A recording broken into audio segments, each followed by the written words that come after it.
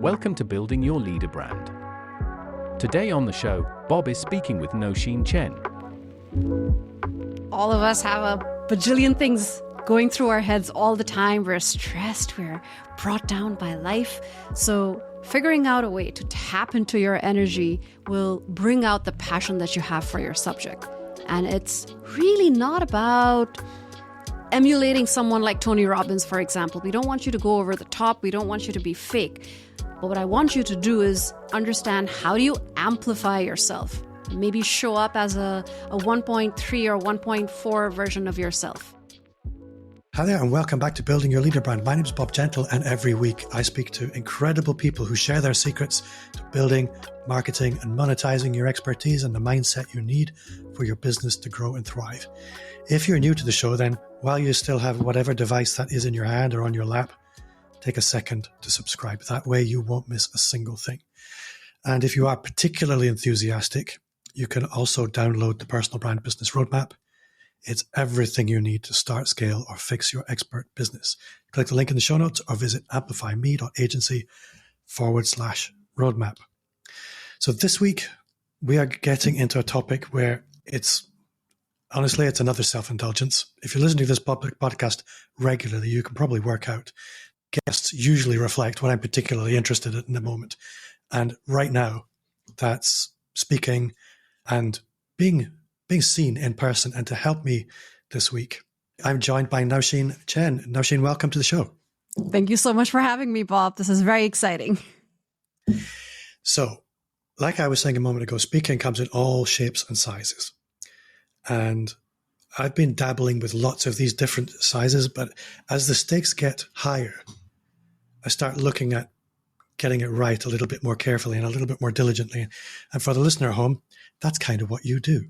So for the listener who's meeting you for the first time, can you maybe just tell us a little bit about who you are, where you are, and what it is you actually do?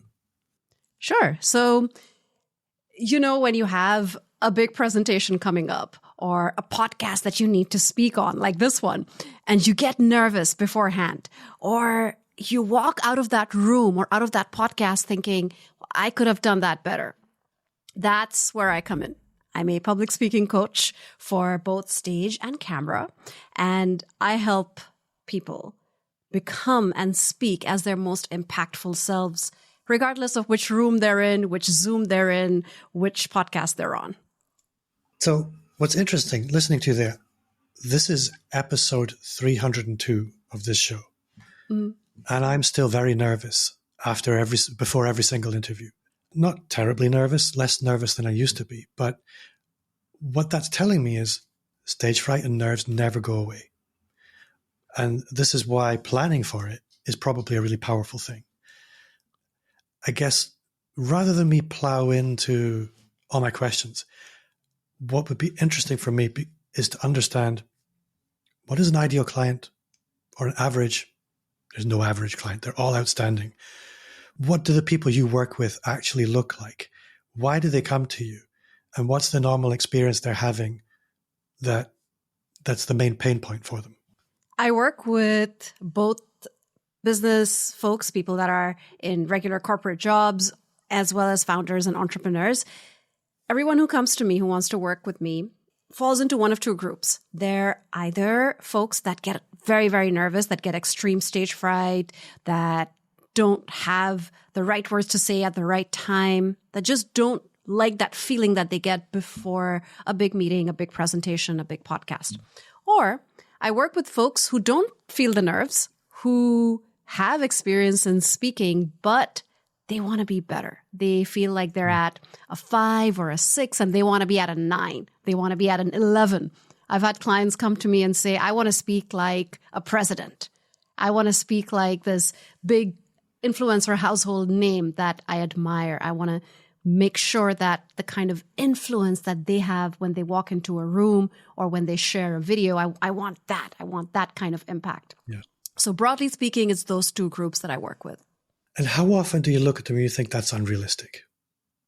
I don't believe anything is unrealistic, because great speaking skills are absolutely something that you can learn. No one is born with it, regardless of what people think about, for example, extroverts versus introverts, where people think, oh, I'm not an extrovert, so I can't go out there and express myself. That's crap. You can absolutely learn to be an impactful communicator, regardless of your personality type, experience, age. All you need to do is have deep expertise in what you're talking about, be passionate about it, and then understand what are the tools, what's the delivery mechanism that the best speakers in the world use. So I never really think it's unrealistic unless you want to improve overnight. So I normally don't get clients who say, I have a huge talk tomorrow. I need to ace it. I haven't rehearsed at all. Let's go. So one of the things that's been on the back of my mind for a long time, when I say a long time, I'm probably talking about 7 or 8 years, is writing a book. And I've done it now. It's just about finished. But the first few times I approached it, I came up with the unified theory of everything, according to Bob. And I think a lot of speakers approach speaking the same way. Is I need to explain everything. And that's impossible. It's generally a very bad idea to approach that, I would imagine. How do you help people? Because the speaking is one part of it, but what are you actually speaking about? What's the essence? What's important? How do you help people whittle down what they should be speaking about? Yes, so we're looking at content and delivery separately, which is exactly how I approach my coaching. So if you're looking at the content piece of it, the actual content of what you're saying, you can structure it in many different ways. So the first thing that I do is I help people understand that actually sharing less is more powerful than sharing more, because you're not convinced of it, because you think that I want to help people. And this is coming from a great place. You want to be generous with the knowledge that you've learned, that you've gained. But very often we have the curse of knowledge. We know a lot more than the audience that we're speaking to. And very often we also overestimate where they're at. People think that, oh, they understand this. I assume they know this. Don't assume.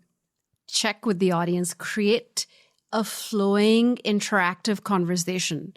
Just because you're on that stage doesn't mean it's a one-way speech. If it's a one-way speech, people are going to tune you out.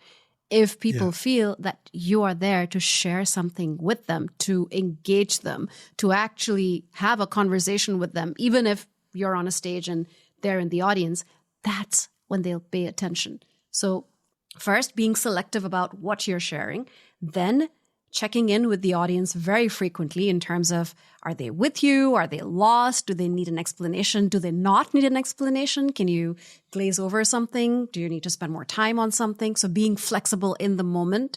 And if you're speaking in a completely improvised way, which a lot of my clients do, so they're not delivering a presentation, maybe they are doing a podcast, maybe they're speaking up in a meeting, they need to structure their thoughts. There are these things that I teach called thought structures.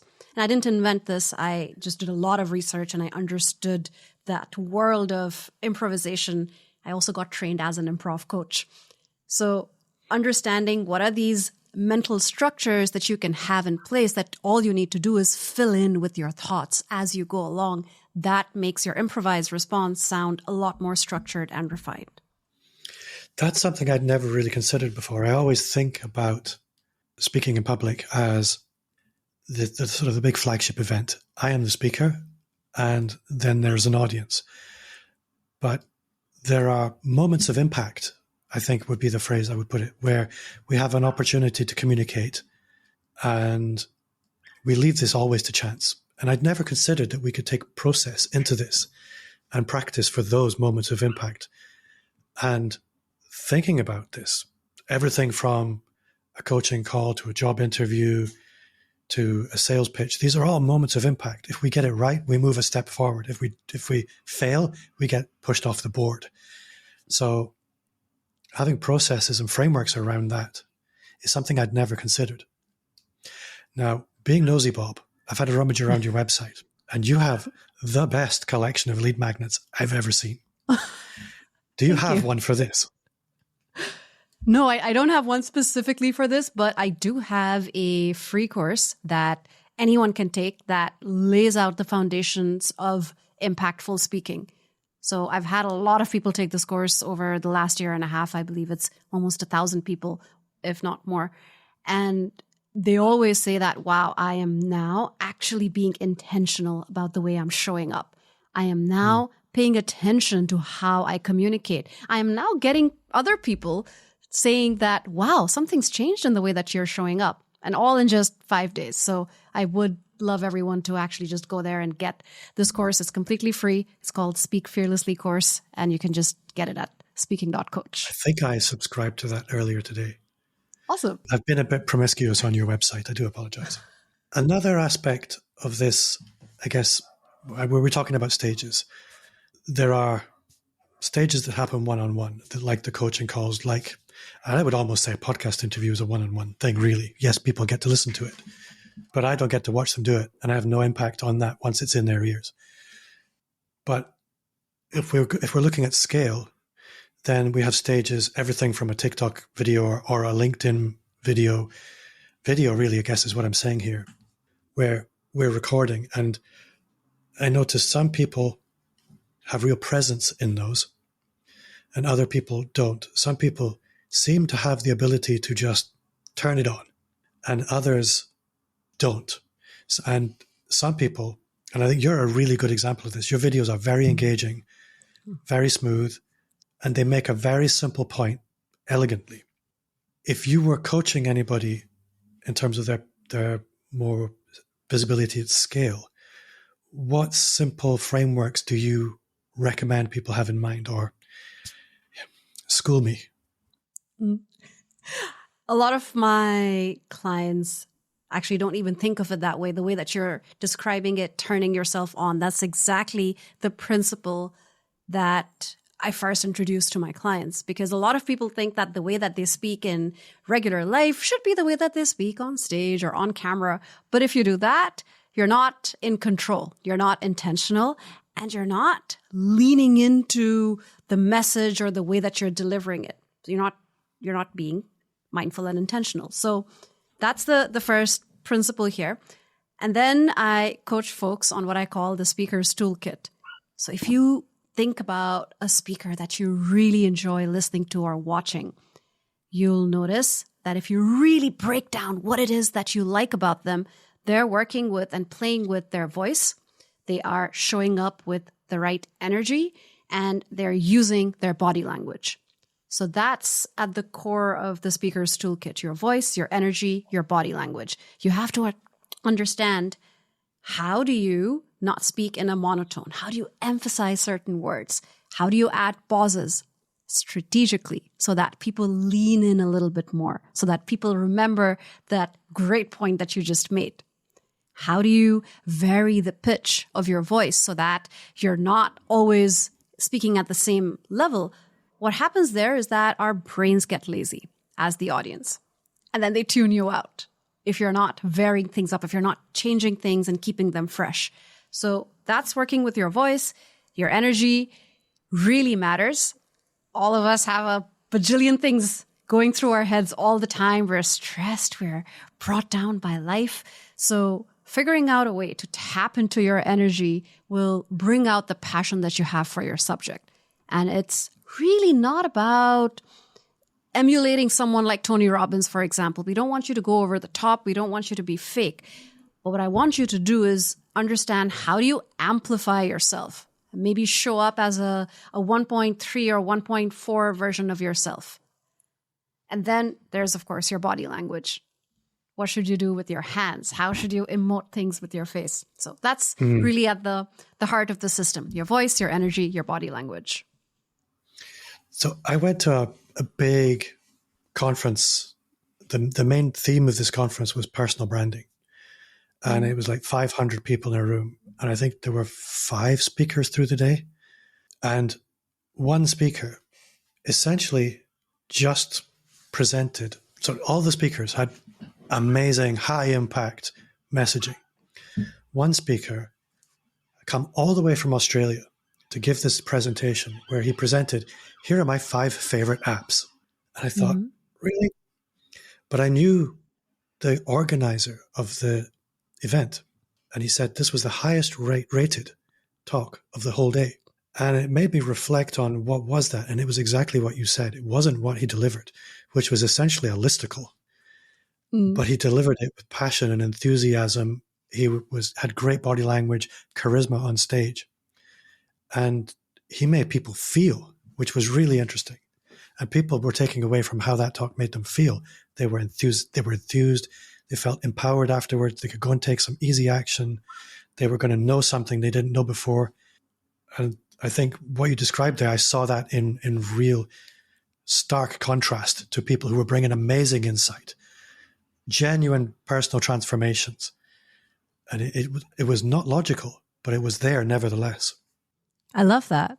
Yeah. There's a lot of times people ask me, what's more important, the message that you're delivering or the way that you're delivering it? And of course, both are equally important. But what you just said, it demonstrates that you can have an amazing message. And a lot of people that I work with do. You have something to share that has the potential to change lives. But if you deliver it in a way where people are tuned out, then you've lost them.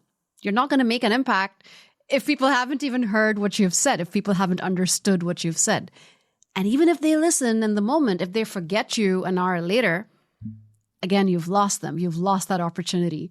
There's a reason why airplane safety videos and demonstrations have gotten more creative over the years. I mean, they're sharing a message that can actually potentially save your life, but you're going to pop in those headphones unless something really gets you out of it, and that's their way of delivering the message. Yeah. So we've spoken a lot about the sort of getting over the hump of making a start, really. But there are lots of people who do speaking. I mean, this is a show predominantly focused on people who are building marketing and monetizing their personal brand, or people who are in leadership roles and want to show up a little bit bigger. So a lot of them are doing some speaking. And one of the things I hear quite often is, I'd like to go from maybe running a workshop from time to time to actually getting paid for this work that I'm doing an awful lot of the time for free.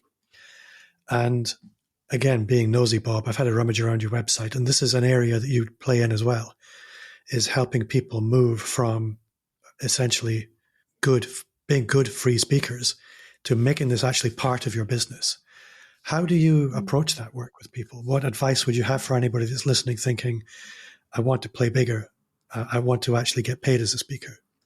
Right. And it's interesting that we're talking about playing bigger and getting paid in the same sentence, because it's great to take a step back and understand what are your motivations. For example, potentially you could just want more visibility. Potentially you could just want more credibility as a speaker. And sometimes those opportunities are not paid. TEDx, for example, doesn't pay its speakers. A lot of the top tier conferences, Web Summit, South by Southwest, they don't pay speakers. But what you get there is a lot more visibility, a lot more credibility. You can really show that off everywhere on your LinkedIn profile, in your content. I'm going to be speaking at Web Summit. I'm going to be speaking at South by Southwest. I have TEDx all over my profile because I've been on the TEDx stage multiple times. That opens doors. So that is a very legit reason to want to go bigger. Potentially not necessarily to tap into a direct revenue stream, but to raise your profile. And then, of course, another legitimate idea is to create another revenue stream and get paid as a speaker. Then you have to understand what kind of events do you want to speak at and what's available. Very often, signing up with the speaker bureau could be a way of doing it, where you list yourself as a potential speaker.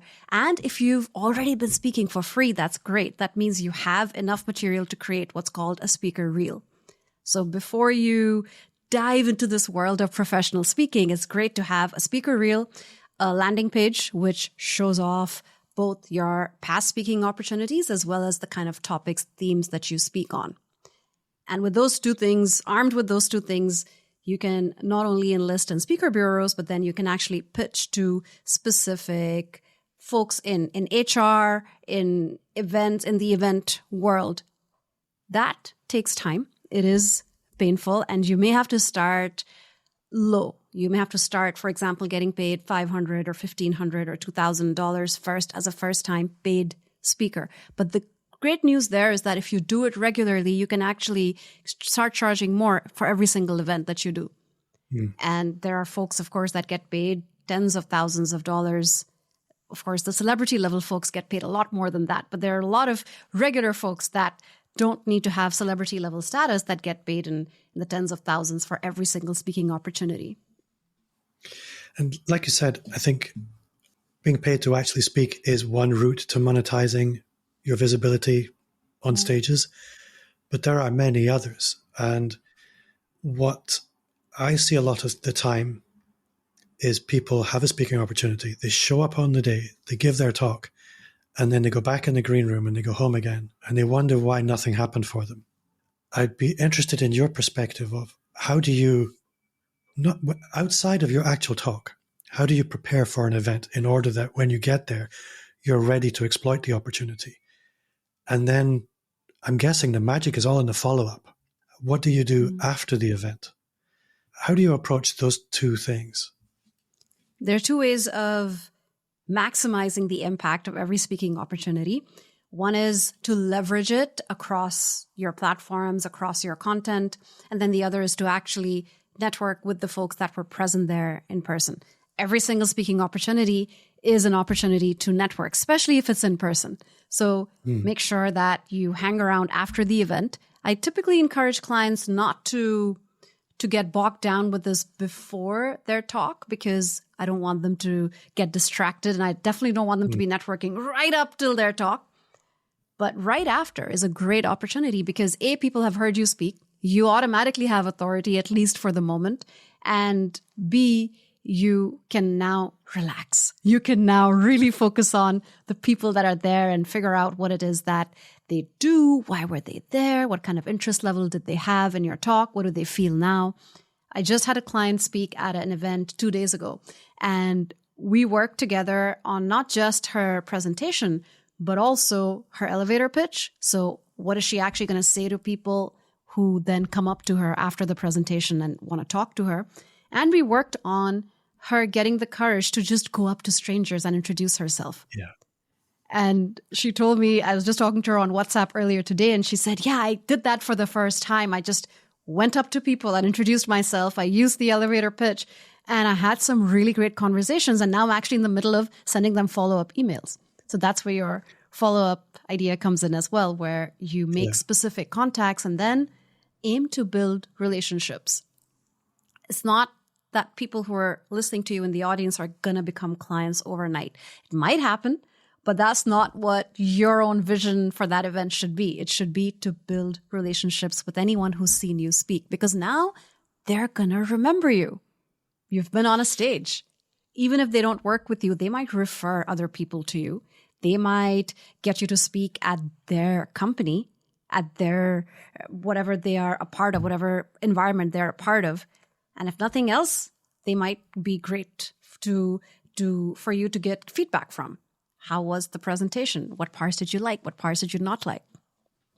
So something I'd be interested to hear from you is what your journey as a speaker has looked like, because you weren't sort of parachuted into the world as a speaker. This was something that you had to create over time. Yeah. What did that journey actually look like for you? Because I think a lot of the time understanding somebody else's journey and the context that the speaking has within your broader business, I think that would be quite helpful for people to hear. Speaking has been a part of my life for so long. You know, that annoying kid who always gets up in front of the whole family and recites the most boring poem ever. I always used to be that annoying kid. Just a natural show off. Right? It was encouraged. And that was I was an only child, and I was the youngest by far in the family. So the only way that I could get people to actually listen to me, to pay attention and not write me off as an annoying brat, was to perform. And once I got their attention, that's when I realized this is precious. Having people's attention is precious. Now, what should I do with it? So since then, I've sought out every single stage I could. My first job was on the radio. I've been director and producer for a crappy little late night comedy TV show, done improv and theater on stage, and then been a filmmaker for 7 years, where I was behind the camera, but my job was to coach both professional and non-professional talent, which is a nice way of saying CEOs or CTOs who were speaking on camera for the first time. Yeah. And showing up as robots, really, really devoid of all personality and emotion. So my job was to coax emotion and impact out of them so that people want to listen, they want to tune in. So I've had a very close relationship with both the stage and the camera for most of my life. And it was only about 4 years ago where I was still a filmmaker at the time. And I was just not feeling it because I had actually gotten into filmmaking in a way by fluke. It was my ex who was into filmmaking, and I tagged along and then just got into directing and producing. But I never felt like a filmmaker. And I was complaining to my husband for the bajillionth time, saying that, what am I doing with my life? Everyone thinks it's so great, being a filmmaker, but this is not me. I'm not this visionary director. I just hate doing all of this. And he said, the one thing that you've been doing is speaking on stage. Ever since I've known you, you make time for this. You go out of your way to host these events, to speak on different stages, to deliver these workshops. I was like, yeah, all right, sure. That's something I do. That's my passion. And he said, you can make a living off of that. And I literally hadn't thought of that before. I always thought, well, I'm no Tony Robbins. Who's going to want to pay me to hear me speak? And all I've done is, I have a lot of experience in speaking on stage and camera, but so what? Turns out that is something that a lot of people really struggle with. Both folks that are in the corporate world and folks that are entrepreneurs who are now speaking on camera and representing their brand, who are now going to these events. So something that I had completely taken for granted was something that was in very high demand. And that's when I started posting on LinkedIn and being very intentional about building my brand, getting my name out there, getting visibility. And since then, I haven't looked back. So full-time public speaking coach and trainer. What's really interesting watching you is I've met lots of people who kind of do what you do, but they're very easy to ignore. You are quite literally a very colorful person. You have purple hair. I think that's purple. Yeah. Today it's purple anyway. And you are very visible. And I think a lot of people in your space, they tend to be backroom Barney. They're not very visible. Their job is to facilitate visibility for others. But when you meet somebody who does what you do, who's also walking the walk, it puts a very different color on it, very different perspective. And for me, that's always a strong signal that you should pay attention. It's very easy to do the kind of work that we do and not do the work, if you see what I mean. But people can spot that a mile off. So I really admire that you are doing the work as well as teaching the work. That's quite an unusual thing. Thank you. Yeah, you're so right. It's in a way leading by example. It's showing people that, I know this, but not because I studied it from a book. I've never had a technical qualification in public speaking. It's literally just built on decades of experience. And I have to continue to do that as well because people want to see that you're in touch with what's happening. Even though speaking on a stage will always be speaking on a stage. I mean, the Romans did it at some point. We do it. It's very similar, but also different. I think even since ancient times, people have had stage fright. Some that hasn't gone away. We haven't mutated out of it. Yeah. And people will still value a companion to help them through difficult things that they value. And people will hire the companion they know, like, and trust. And if we can show them that this is somewhere I'm going anyway, they just get to come with you rather than I'll go on this journey, but only if you pay me. It's a very different proposition. Which I really like. And I take that seriously as well. So let's get into part 2. So part 2, I am going to invite you to share 3 things that people can go and, loosely speaking, do.